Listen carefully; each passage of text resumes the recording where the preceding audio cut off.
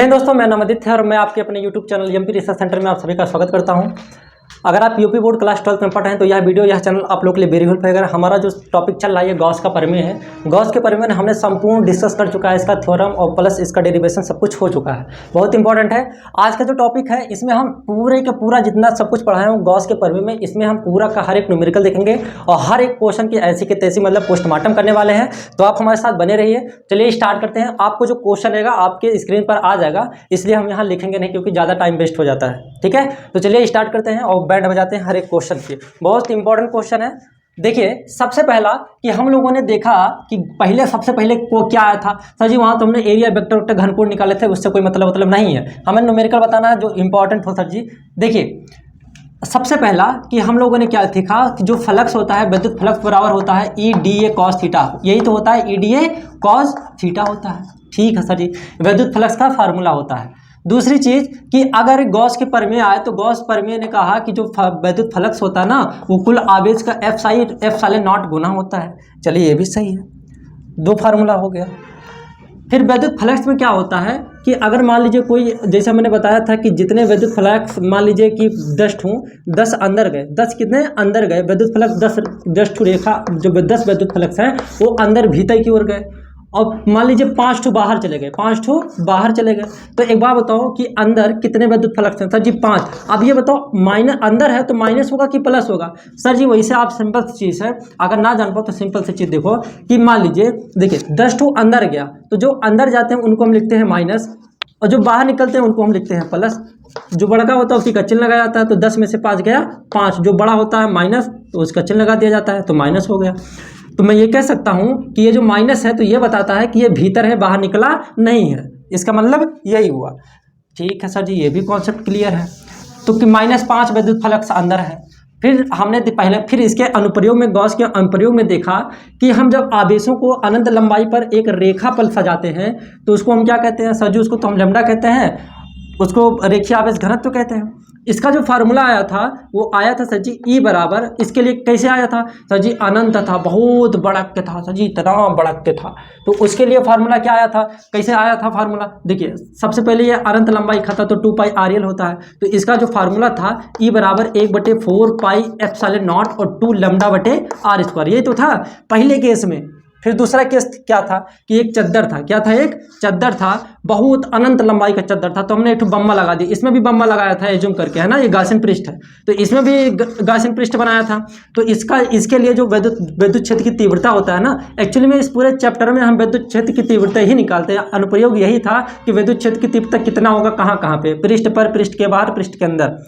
ई बराबर इसके लिए जो चद्दर के लिए था तो सिग्मा बटे 2 एप्सिलॉन नॉट था। क्या? सिग्मा बटे 2 एप्सिलॉन नॉट। ये बहुत इंपॉर्टेंट है। फिर इसके केस आने लगे कि अगर मान लीजिए एक का चद्दर है, दोनों बहुत पतला, बहुत अनंत लंबाई का है लेकिन वो बहुत पतला है, ये एक है और ये 2, इस पे भी पृष्ठीय आवेश घनत्व इतना इतना इतना है सर जी, इतना इतना इतना है। तो जरा एक बार बताओ, इस पे इसके अंदर विद्युत क्षेत्र की तीव्रता कितनी होती थी? यहाँ आवेश नहीं है, तो जब ये आवेश ही नहीं है भैया, प्लस प्लस है, यहाँ प्लस प्लस है, यहाँ आवेश ही नहीं है अंदर, तो वहाँ विद्युत क्षेत्र की तीव्रता कितना होगा? 0 होगा। यहाँ बाहर कितना होता है सर जी? ई बराबर सिग्मा बटे एप्सिलॉन नॉट होता है। यहाँ तक किसी को कोई दिक्कत नहीं था। फिर क्या हुआ कि एक चद्दर को यही टंगरिया पर के खींच दिया गया, तो इसको एक प्लस ले लिया गया और एक माइनस ले लिया गया। फिर क्वेश्चन आपसे पूछेगा यहाँ पे और यहाँ पे, मतलब भीतर और ये बाहर विद्युत क्षेत्र की तीव्रता क्या होता है? तो जब हम भीतर निकाले थे तो ई बराबर हमको निकला था सिग्मा बटे एप्सिलॉन नॉट। ये जब प्लस और माइनस रहेगा तब ये माइनस, ये क्या है? माइनस, ये क्या है? माइनस, ये क्या है? माइनस। और यहाँ जब हम निकाले थे तो इसके लिए कितना आया था? विद्युत क्षेत्र की तीव्रता 0 आया। फिर हमने देखा कि जो स्फेयर के लिए कितना आएगा, तो स्फेयर के लिए देखो 2 चीज था। ये मान लीजिए हमारा गोलीय कोष है तो इसकी त्रिज्या मान लीजिए कैपिटल आर है। तो जब हम इसके इस पर जो है आवेशों को इसे वितरित कर दिया, इस पर आवेशों को वितरित कर दिया, इसके बाहर मतलब इस बिंदु P पर स्मॉल r दूरी पर अगर हम पूछे कि इस यहाँ पर विद्युत क्षेत्र की तीव्रता कितनी होती थी, तो आप लोगों ने निकाला था जी ई बराबर वही सिग्मा बटे 4 पाई सिग्मा बटे एप्सिलॉन नॉट आर स्क्वायर बटे आर स्क्वायर। यही तो था। हाँ सर जी, यही था। फिर हमने कहा कि जरा ये बताओ यहाँ पे कितना होगा, इस पृष्ठ पर कितना होगा, गोलीय पृष्ठ पर कितना होगा, मतलब आर दूरी पर। तो हमने क्या किया, आर बराबर आर रख दिया तो ये पूरा कट जाता है, तो सर जी यही मिल जाता है सिग्मा बटे एप्सिलॉन नॉट। किसके लिए था? ये पृष्ठ पर था। ठीक है सर जी, बहुत बढ़िया।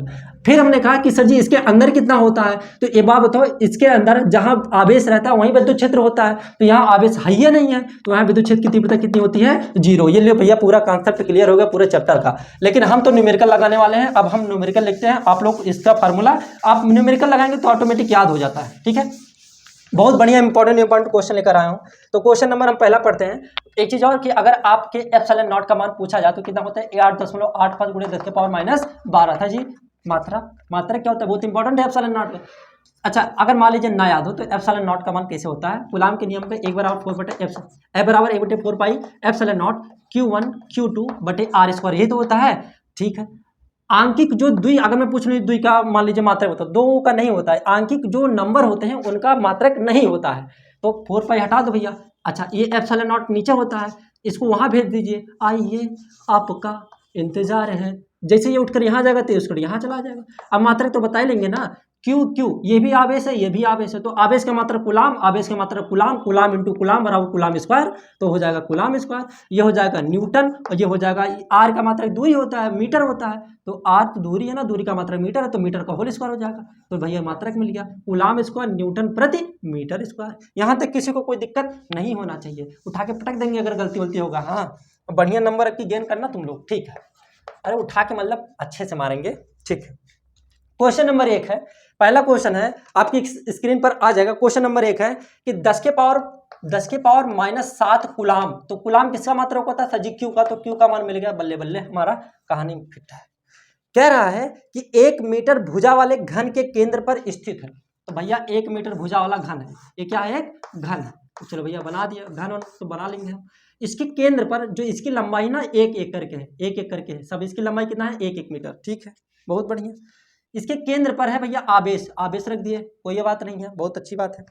कह रहा है इसके संपूर्ण पृष्ठ थे, हाई देखिए इसके कितने पृष्ठ होते हैं, 1 पृष्ठ, 2 पृष्ठ, 3 पृष्ठ, 4 पृष्ठ, उधर या 5, नीचे 6, कितना पृष्ठ हुआ, 6 पृष्ठ होता है, घन में 6 पृष्ठ होता है, ठीक। तो कह रहा है कि गुजरने वाले विद्युत फ्लक्स की गणना कीजिए। चलो बताओ, अब फ्लक्स ज्ञात करना है, क्या निकालना है, फ्लक्स। आहा, फ्लक्स हमको निकालना है सर जी, कैसे निकालेंगे, तो फ्लक्स निकालने के लिए बहुत सिंपल सी चीज है। फ्लक्स कैसे निकलता है, आप कहेंगे सर जी फाई बराबर क्या होता है, सर जी E/dA, और सर जी फाई बराबर होता है Q/एप्सिलॉन नॉट। तो सर जी फ्लक्स अगर पूछा है तो ये कोई जरूरी नहीं है कि आप ये ही लगाइए। फ्लक्स आपसे अगर पूछ लिया तो फ्लक्स का जो भी फार्मूला होता है आप लगा दीजिए, जो आपको डाटा दिया वो उसे ठोक दिया, आंसर आ जाएगा। तो हम यहाँ गॉस का नियम लगाएंगे, क्यों, क्योंकि हम यहाँ आवेश दिया है, ई नहीं दिया तो कौन जाए पंचनामा करने। यहाँ एप्सिलॉन नॉट का तो हमें माने पता है, क्यू का मान पता है, रख देंगे, आंसर आ गया। तो भैया ये हो गया 10 के पावर माइनस 7, और एप्सिलॉन का मान होता है 8.85 गुणे 10 के पावर माइनस 12 हो गया, कोई दिक्कत नहीं है सर जी। अब इसका जो आंसर आएगा, ये आंसर है भैया 1.13 गुणे 10 के पावर 4, कोई दिक्कत सर जी। आप तो आंसर और डायरेक्ट लिख दे, कुछ बताइए ताकि हम लोग भी जाने ना कि कैलकुलेशन कैसे करते हैं, थोड़ा मजा आएगा। तो चलिए वो भी बता दे रहे हैं भैया। देखो नियम है कि जो दशमलव होता है, जैसे मान लिया 2.1 है और यहाँ 3 है, 3/2.1, तो ये कहा जाता है कि जो दशमलव नीचे नहीं रहना चाहिए, क्यों, क्योंकि अपशगुन माना जाता है। क्या माना जाता है, अपशगुन माना जाता है। और एक माइनस को हम नीचे नहीं रखते, क्यों, क्योंकि अपशगुन माना जाता है, अपशगुन होता है। जैसे अगर यहाँ -r रख देंगे ना तो बाबा पाप लग जाएगा, तो इसको उठा के ऊपर फेंक दीजिए, हाँ अब सही है।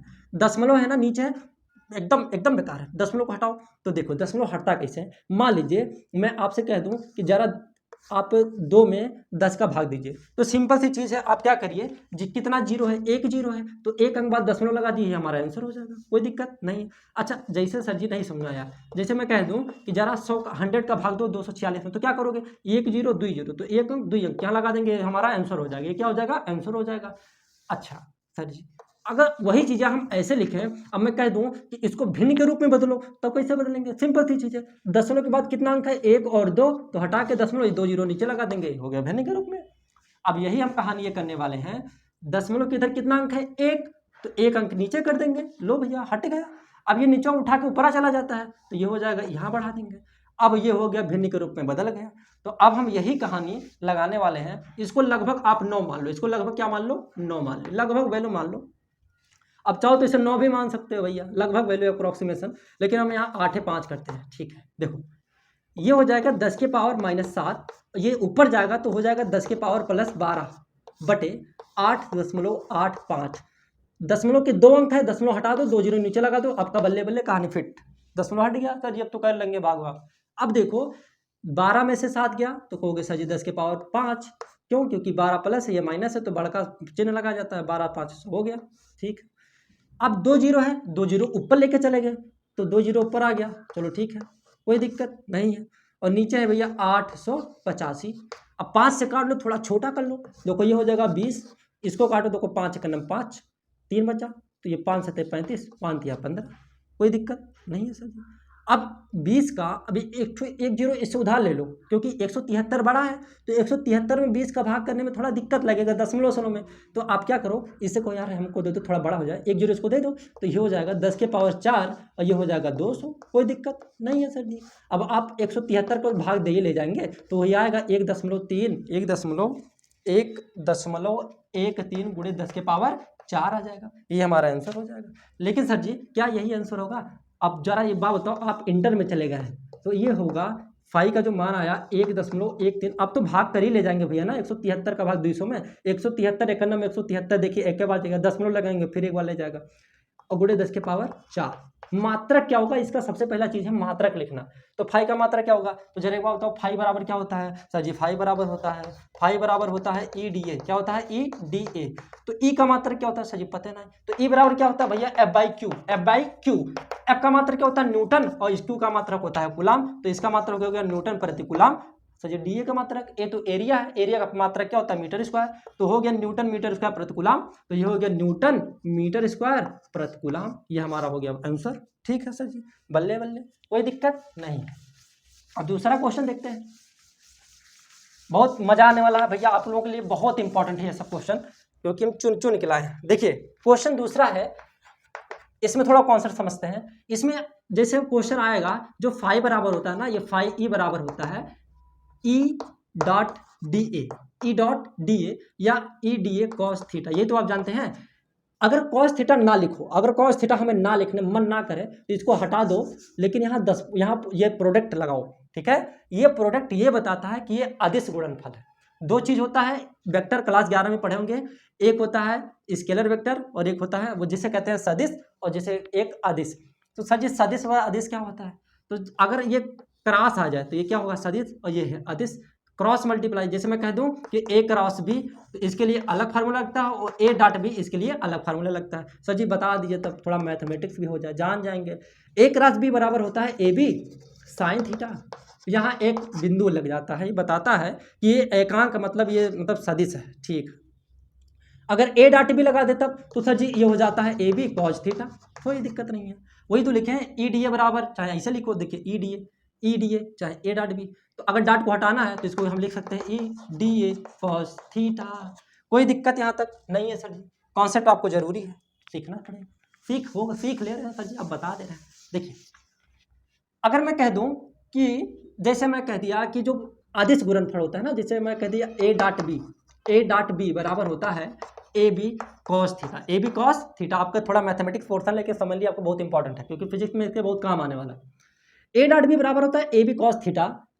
चलिए सर जी अब बता ही दीजिए। देखिए अगर एक्स डायरेक्शन हो तो एक्स को कहते हैं आई कैप, एक्स को क्या कहते हैं? आई कैप।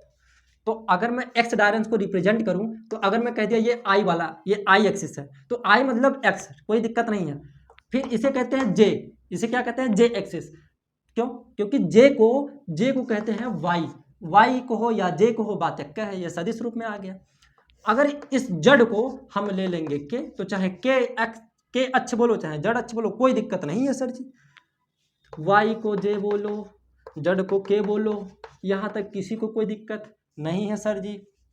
अगर हम आदिश गुणन कर रहे हैं भैया, प्रोडक्ट वाला कर रहे हैं, क्रॉस मल्टीप्लाई नहीं करेंगे, क्रॉस मल्टीप्लाई ये होता है, और डॉट प्रोडक्ट ये होता है, इसे कहते हैं प्रोडक्ट। तो ये होता है अदिश गुणनफल। तो अदिश गुणनफल में हमारा जो मेन मुद्दा होता है भैया यही होता है कि ए और बीच का एंगल हमको अगर पता चल जाए, जैसे फाई बराबर क्या होता है, फाई बराबर होता है ई डी, जैसे हम कथा सुना रहे हैं, देखिए फाई ई बराबर होता है ई डॉट डी ए। तो एक्चुअली में ये होता है कि वैद्युत क्षेत्र और क्षेत्रफल के बीच में हमें एंगल निकालना पड़ता है। हर एक प्रॉब्लम में यही किए हैं अभी तक, जितने भी अनुप्रयोग हम लोगों ने सीखा है वो ई और डी ए के बीच का एंगल ही निकाले हैं।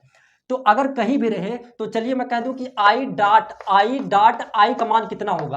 तो कहने का मतलब ये हुआ कि अभी गुणा अभी आपको सिखा देंगे, ज़्यादा नहीं 5 मिनट में। आई डॉट आई का मान कितना होगा, तो जरिए आप ये बताइए, मान लीजिए ए है और ये बी है, तो आई इंटू आई तो हो जाएगा मान लो आई, लेकिन सर जी एंगल बताइए, एंगल जो ठीक है। आई डॉट आई कहने का मतलब ये है कि आई ऐसे है और एक आई और ऐसा है, दोनों ऐसे चपक के है, तो बताओ थीटा कितना बन रहा है, तो सर जी थीटा 0 बनेगा। तो कॉज 0 डिग्री का मान कितना होता है 1, इसलिए ये दोनों खत्म होकर बन जाते हैं 1। कोई दिक्कत यहाँ तक नहीं। अगर वही मैं पूछूं कि आई डॉट जे, तो आई डॉट जे मतलब ये कि ये है आई और ये है जे, बीच का एंगल 90 डिग्री। तो अगर आई डॉट जे आए तो क्या लिखेंगे, आई जे कॉज 90 डिग्री, और कॉज 90 डिग्री का मान कितना होता है 0, इसलिए सब पूरा आ जाते हैं 0। तो हमने ये सीख गया सर जी कि जो डॉट प्रोडक्ट होता है अगर सेम का मल्टीप्लाई हो, जिसमें कॉज 0 उसका मान हमें पता रहता हो, तो उसका मान 1 आ जाता है। कोई दिक्कत नहीं है सर जी। वो अंट संट हो, मतलब अलग अलग हो, तो पूरा 0 आ जाता है। अब समझ गए ना, ठीक। देखिए दूसरा क्वेश्चन है कि वैद्युत क्षेत्र वेक्टर, जिसका वैद्युत क्षेत्र है, जिसका मान दिया है वेक्टर ई बराबर 2i cap plus 4j cap और प्लस 7k कैप। ठीक है, कोई दिक्कत नहीं है। कह रहा है पृष्ठ का क्षेत्रफल वेक्टर ए बराबर दिया है आपको, ये दिया है भैया 10j कैप। तो पूछ रहा है वैद्युत फ्लक्स का मान बताओ कितना होगा। सिंपल सी चीज है। जरा आप एक बात बताओ, जो फाई ई बराबर होता है वो होता है ई डी ए होता है ई डॉट डी ए। तो कहने का मतलब ये हुआ कि अगर ई का मान हम लिखें 2i कैप और प्लस 4j कैप और प्लस 7k कैप इंटू ये हो जाएगा डी ए का मान कितना होगा 10j कैप। तो अगर हम इसका मल्टीप्लाई इसमें करेंगे, फिर इसका इसमें करेंगे, फिर इसका इसमें करेंगे, तो बताओ अगर हम इसका मल्टीप्लाई इसमें करेंगे तो आई डॉट इंटू जे आ जाएगा। तो आई और जे, अब मैंने बताया अगर वो पटांग हो तो कितना आएगा 0 होगा, क्यों कॉज 90 डिग्री हो जाएगा, 90 डिग्री का मान कितना होता है 0 भैया। इसीलिए हम इसका गुणा डायरेक्ट हम जे वाले में करेंगे, के दिया रहेगा तो के में करेंगे, आई दिया रहेगा तो आई में करेंगे। तो डायरेक्ट अगर 10 चौक 40 हो गया भैया खत्म, और जे हो गया 1 तो हो गया 40 मात्रक, फाई का मान हो गया, कोई दिक्कत नहीं। अब मात्रक भी लिख दीजिए अगर ऐसा वेक्टर वाला आए तो। ये हो गया हमारा आंसर। ठीक है सर जी, बहुत अच्छी बात, समझ आ रहा है ना, बहुत अच्छी बात। दूसरा क्वेश्चन बहुत इंपॉर्टेंट है, बहुत वेरी इंपॉर्टेंट क्वेश्चन है। एक समान रूप से, मतलब एक समरूप विद्युत क्षेत्र की तीव्रता ई बराबर हमें दिया भैया, ई का मान दिया है, ई का मान दिया है 5 × 10 के पावर 3 आई कैप। यहाँ आप लोग कंफ्यूज हो जाएंगे क्योंकि आप यहाँ ध्यान से सुनिएगा, न्यूटन प्रति कूलम, ठीक है, ये मात्रक है इसका, ठीक। कह रहा है एक 10 सेंटीमीटर भुजा वाला, भैया सेंटीमीटर है और ये सब न्यूटन में सब एसआई मात्रक है, ये सब एसआई मात्रक है न्यूटन। तो आप क्या करिए, जो ये 10 सेंटीमीटर दिया है ना, ये L बराबर 10 सेंटीमीटर, तो सेंटीमीटर को मीटर में बदल लीजिए भैया। तो जरा एक बात बताओ, 1 मीटर बराबर क्या होता है सर जी, 1 मीटर बराबर होता है 100 सेंटीमीटर। ठीक है, ये सेंटीमीटर में दिया हुआ है, सेंटीमीटर कितना, तो सेंटीमीटर में दिया है ना। तो जरा एक बात बताओ, अगर मैं पूछ लूँ 1 सेंटीमीटर बराबर कई मीटर, तो इसको इधर कर दो, तो ये हो जाएगा 1/100 मीटर हो जाएगा। यहाँ नीचे कर दो, 1 मीटर में 100 सेंटीमीटर, तो अगर यहाँ जितना भी हो ना यहाँ भेज दो नीचे, तो ये देखो इसके पास कुछ नहीं बचा, तो यहाँ 1 रहता है, तो 1 बचा, तो 1 सेंटीमीटर बराबर हो गए 1/100 मीटर। तो हम ये कह सकते हैं कि अगर 2 सेंटीमीटर पूछे तो यहाँ 2 लिखना, 3 लिखना तो यहाँ 3 लिखना, 4 सेंटीमीटर कितने मीटर के बराबर होता है, तो यहाँ 4 लिखना, तो यहाँ 4 लिखना। अब ये कह रहा है कि 10 सेंटीमीटर कितने के बराबर होता है, तो यहाँ 10 लिखना और बटे 100 लिखना, तो ये हो जाएगा 100। तो कितना होगा भैया, तो काट देंगे, 1 0 यहाँ लगा देंगे, तो ये हो जाएगा 0.1 मीटर। यहाँ तक किसी को कोई दिक्कत है नहीं है सर जी, कट गया, 1 0 बार लगा देंगे, 10 आंसर आ गया। ठीक, कह रहा है कि यह वाई जेड तल में स्थित है। ठीक है सर जी, इसमें आपको थोड़ा कॉन्सेप्ट बहुत जबरदस्त सिखाएंगे भैया। ये है भैया एक्स एक्सिस, ये है वाई, ये है जेड। कह रहा है इसमें एक वर्ग है जो वाई जेड के समांतर है, वाई जेड के समांतर है।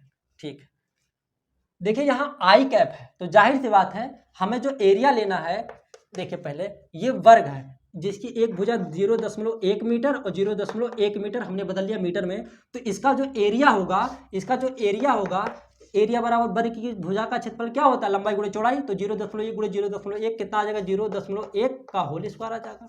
कोई दिक्कत यहाँ तक किसी को नहीं है। लेकिन सर जी यहाँ आई कैप होगा कि जे कैप होगा कि के कैप होगा, यही समझने वाली बात है। देखो अगर मैं कह दूं कि x बराबर 1, ध्यान से समझो, अगर मैं कह दूं इसको आप i भी बोल सकते हो, इसको j बोल दो और इसको k बोल दो। अगर मैं पूछ लूं x बराबर 1 तो इसका मतलब क्या होता है, तो इसका मतलब ये होता है कि x बराबर 1 मतलब यहाँ पे, तो ये ऐसे ऐसे खींचते हैं। अब ये बात बताओ, ये जो आप डॉटेड लाइन खींचे हो ये किस अक्ष के समांतर है, समांतर मतलब ऐसे दोनों ऐसे चिपक के नहीं, मतलब ऐसे सामने सामने हो, तो ये किसके सामने है सर जी, y के सामने है। तो मैं ये कह सकता हूं अगर x का मान दिया होता है, अगर x का मान कुछ भी दे तो उससे ये पता चलता है कि वो y अक्ष के समांतर होता है। कोई दिक्कत नहीं। अच्छा अगर हम कह दें कि y बराबर 2 है, तब सर जी 1 कदम 2 कदम, तो इसका जो ग्राफ बनता है ना, तो आप ऐसे डिचमिट डिचमिट करिए। इसका मतलब ये होता है कि अगर y का मान कुछो दिया हो, y का मान कुछो दिया हो, तो जब हम डॉटेड लाइन खींचेंगे तो जो y बराबर अगर मान दिया है तो वो बताओ किसके अक्ष के समांतर है, किस अक्ष, सर जी x अक्ष के समांतर है। कोई दिक्कत नहीं है सर जी। अब ये कह रहा है अगर हमें x का मान दे तो y अक्ष के समांतर, या क्वेश्चन ऐसे पूछे y अक्ष के समांतर है तो x का मान होगा। कोई दिक्कत, उल्टे चाहे सीधा पढ़ो, चाहे कान इधर से पढ़ो चाहे कान इधर से पढ़ो, बात है। y अक्ष के समांतर है तो इसका मतलब ये कि x का मान दिया होगा, अगर x का मान दिया है तो y अक्ष के समांतर होगा। अगर मैं कह दूं कि x अक्ष के समांतर है, x अक्ष के समांतर है तो y का मान दिया होगा। बहुत सारी समझ गए, अब तो मान लेगा कहानी। क्वेश्चन ये है, क्वेश्चन नीचे पढ़ो, हाँ लिंक दिए पढ़ो स्क्रीन पे। कह रहा है कि y जड़ तल पर है, y जड़ तल के समांतर है, y जड़ के समांतर है। बचा कौन, बचा सर जी x। अभी जैसे मैंने आपसे कहा कि अगर आप y लेंगे तो x का मान आता है, x लेंगे तो y का मान आता है। अगर ये y जड़ के समांतर है तो x के बराबर होगा। कोई दिक्कत नहीं है सर जी। जैसे अगर y लेते हैं तो x आता है, x लेते हैं तो y आता है, जड़। अब यहाँ y जड़ लिए तो सर जी x बचा, तो x के समांतर, कोई दिक्कत नहीं है। y समांतर है, y के समांतर हो तो x का मान होगा, ये y जड़ के समांतर है तो x का मान होगा। कोई दिक्कत नहीं है सर जी। तो इसीलिए ये जो क्षेत्रफल आया यहाँ हम आई कैप लगाते हैं, कोई दिक्कत नहीं है। ठीक है सर जी, वाई जेड के समांतर था, ये छूट गया इसलिए इसका मान रख देंगे। ठीक, अब आपसे क्वेश्चन पूछ रहा है कि जरा आप ये बताइए भैया कि इसका विद्युत फ्लक्स कितना होगा। तो विद्युत फ्लक्स ई बराबर क्या होता है, विद्युत फ्लक्स ई बराबर होता है ई डी ए, यही तो होता है ई डी ए। ठीक है सर जी, ई का मान कितना है 5 × 10⁻³ इंटू ए का मान कितना है 0.1 × 0.1। आई कैप यहाँ भी है, आई कैप यहाँ भी, इसलिए काट दिया, कोई दिक्कत नहीं है। तो अच्छा लिख दे रहे हैं भैया आई इंटू आई कैप, कट गया, सब 1 आ जाता है। ठीक, दशमलव के बाद एक अंक है तो दशमलव नहीं रहना चाहिए ना, अब सगुन माना जाता है। दशमलव के बाद एक अंक तो नीचे 1 0, एक अंक तो नीचे 1 0, 10 दाहिम 100, 2 0 काट दो इससे, ये हो गया 10 × 5 = 50, ये हो गया भैया 50 मात्रा, खत्म, टाटा बाय बाय, आंसर आ गया। फाई का मान आ गया आंसर, कोई दिक्कत नहीं है। लेकिन उसी में क्या सऊर दे दिया ससुरा, वो कह रहा है कि अगर थीटा का मान, जितने भी एंगल लिया जाता है, जो भी एंगल लिया जाता है वो एक्स अक्ष से लिया जाता है। जैसे कोई कह दे कि 30 डिग्री का है तो आप हमेशा एक्स अक्ष से लिया करो 30 डिग्री, क्योंकि एक्स अक्ष से ही स्टार्ट किया जाता है सब कुछ। जो आप कहते हैं 90 डिग्री, 160 डिग्री, 380 डिग्री या 270 डिग्री, वो कहाँ से स्टार्ट करते हैं भैया, आप जीरो तो स्टार्ट करते ही हैं। तो क्या जीरो से स्टार्ट करने का मतलब इधर से नहीं स्टार्ट कर सकते, इधर से नहीं स्टार्ट कर सकते, इधर से नहीं स्टार्ट करते, नहीं। इसका मतलब ये हुआ कि जितना भी एंगल मेजरमेंट होता है, चाहे 30 डिग्री, चाहे 90 डिग्री, चाहे 180, कितनों सर जी वो एक्स से चलता है, एक्स से गिना जाता है, एक्स से। 30 डिग्री पूछा तो यहाँ, 90 पूछा तो यहाँ, ऐसे। मतलब एक्स से नापा, मतलब एक्स को ही मेन कहा जाता है, एक्स को ही मेन है। ठीक है, कोई दिक्कत नहीं। कह रहा है थीटा डिग्री, थीटा बराबर अगर 60 डिग्री हो एक्स अक्ष पर, तब विद्युत फ्लक्स कितना होगा। तो जरा एक बात बताओ, फाई ई बराबर क्या होता है, फाई ई बराबर होता है E D A cos theta. तो ई का मान रख दो भैया, ई का मान कितना है, ई का मान है 5 × 10 की पावर 3, और ये हो जाएगा, इसका मान पूरा कितना आया 50, तो यहाँ रख देंगे 50। देखो ये यही तो सॉल्व किए हैं, पूरा 50 आया, 50 रख देंगे। लेकिन वहाँ कॉस थीटा बढ़ जाएगा, तो कॉस 60 डिग्री का मान कितना होता है 1/2, पूरा काट देंगे, कितना आएगा 25 मात्रक आएगा, खत्म, आंसर हो जाएगा। अब थीटा बराबर 60 डिग्री रखेंगे तो मात्रक फार्मूला क्या लिखे है, कह रहा है 4500 फ्लक्स रेखाएं किसी निश्चित आयतन के क्षेत्र के भीतर गई।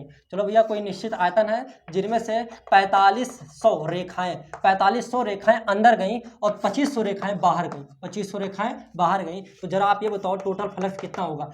4500 गई अंदर तो उसको हम लिखते हैं माइनस, उसको क्या लिखते हैं माइनस, और जो बाहर निकलती है उसको हम लिखते हैं प्लस, तो उसको हम लिखेंगे 2500। अब 4500 में से 25 गया, कितना आया भैया, अब भैया 2000, कितना आया 2000। बताओ ये माइनस है ये प्लस है, तो बड़े का चिन्ह लगता है तो ये माइनस हो गया। अब मैं इससे ये पता चलता है कि जो विद्युत फ्लक्स होता है, जो विद्युत फ्लक्स है ना, वो 2000 फ्लक्स रेखाएं अभी अंदर ही हैं, भीतर ही हैं। ठीक, क्वेश्चन लेकिन ये पूछ रहा है कि आवेश का मान कितना होगा। तो जरा एक बात बताओ, आवेश का मान पूछा है तो फाइव बराबर क्या होता है, G Q by epsilon not. बहुत आसानी से लगा देंगे, क्योंकि ई का मान अगर नहीं दिया है तो हम कहाँ जाए फंसने, हम गॉस का थ्योरम लगा देंगे तो आंसर आ जाएगा। इसलिए तो ये आए थे आसान करने के लिए। तो Q बराबर क्या होगा, तो Q बराबर हो जाएगा phi e into epsilon nought. अब एप्सिलॉन नॉट का मान रख लीजिएगा और फाई का मान माइनस 2000 रख लीजिए, आपका आंसर आ जाएगा, कोई दिक्कत नहीं है सर जी, आ जाएगा। ठीक, उसमें आपको एप्सिलॉन नॉट का मान दिया हुआ है। ठीक, ये समझने बहुत मोस्ट इंपॉर्टेंट क्वेश्चन है, क्वेश्चन नंबर 5वां या 6वां, कितना क्वेश्चन है जी, 1 2 3 4 5वां क्वेश्चन है, 5वां क्वेश्चन। ठीक, क्वेश्चन कह रहा है दो बड़ी पतली धातु के प्लेट है। चलो ठीक है, बड़ा है भैया, बड़ा का बना दिए, दो ही ठो है, ठीक बना दी। कह रहा है वो एक दूसरे के समांतर है, ठीक है समांतर रख दिए, कोई दिक्कत नहीं। पृष्ठ आवेश घनत्व का चिन्ह विपरीत है, इनका जो चिन्ह है ना विपरीत है, मतलब एक पर प्लस है और एक पर माइनस, ये चीज करा चुका हूं। फिर कह रहा है क्वेश्चन नंबर 1 कह रहा है इसका जो परिमाण दिया है ना, परिमाण, आप यहाँ थोड़ा कंफ्यूज हो जाएंगे। ये जो परिमाण दिया है वो कह रहा है 17 × 10 के पावर -12 कूलाम प्रति मीटर स्क्वायर। सर जी ये किसका मान दिया हुआ है, पता नहीं सर जी, कुछ लिखा ही नहीं है, हम कहाँ बताएं। देखो बाबू ये कूलाम है, कूलाम किसका मान क्यों ले लें, मीटर स्क्वायर एरिया होता है, तो कूलाम प्रति एरिया किसे कहते हैं, आवेशों को पृष्ठ पर सजाना सिग्मा होता है। सर जी पृष्ठीय आवेश घनत्व, ओहो सर जी, इसका मतलब ये किसका मान है, सिग्मा का। तो मान लीजिए एक सिग्मा इसका, एक सिग्मा इसका, कोई दिक्कत नहीं। क्वेश्चन नंबर 1 है, मान लीजिए नंबर 1, इसको नंबर 1 मान लीजिए और प्लेट नंबर 2। ठीक, क्वेश्चन ये है पहली प्लेट के बाह्य क्षेत्र पे, पहला प्लेट है इसके बाह्य क्षेत्र पर निकालना है। तो अगर मैं बाह्य क्षेत्र इसको यहाँ ले लूँ तो बताओ ये दोनों प्लेट के बीच में नहीं हो जाएगा, लेकिन हमें बीच में नहीं लेना, हमें बाहर लेना, तो इसलिए हमको इधर ले रहे हैं।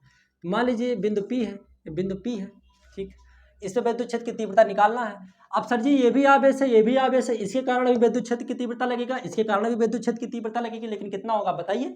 ठीक है सर, बताओ इसके कारण नंबर 1 के कारण प्लस है, ध्यान से सुनना ये प्लस है।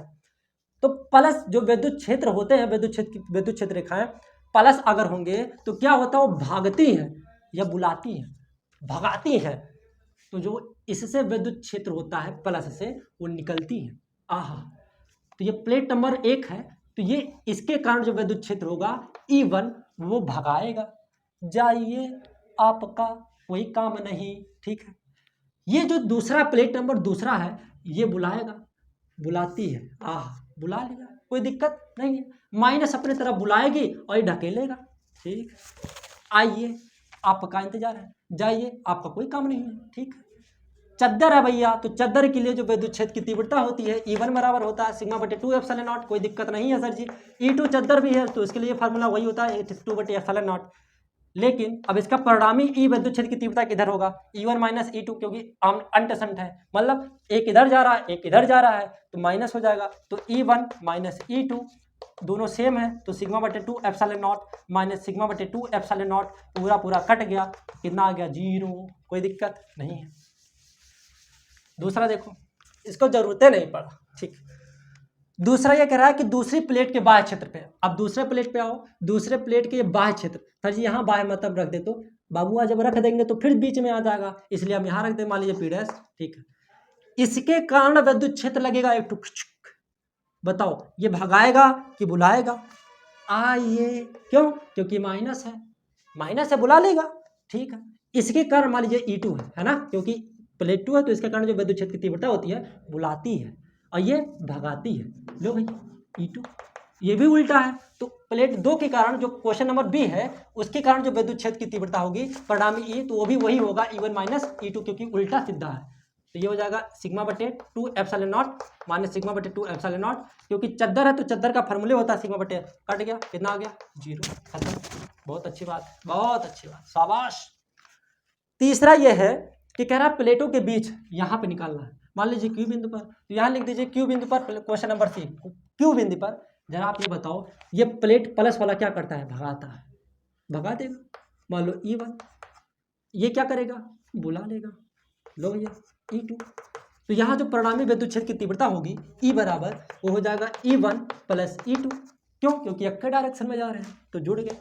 तो सिग्मा बटे 2 एप्सिलॉन नॉट प्लस सिग्मा बटे 2 एप्सिलॉन नॉट, एक सिग्मा 2 एप्सिलॉन नॉट, एक सिग्मा 2 एप्सिलॉन नॉट बराबर होता है 2 सिग्मा बटे 2 एप्सिलॉन नॉट, पूरा कट गया, आ गया सिग्मा बटे एप्सिलॉन नॉट। सिग्मा का मान दिया है कितना है 17 गुणे 10 के पावर माइनस 2 और एप्सिलॉन का मान 8.85 और गुणे 10 के पावर माइनस 12। कैलकुलेशन आप कर लीजिए, आंसर आएगा इसका 1.92। सब हम ही कर देंगे तो तुम लोग क्या करोगे जी?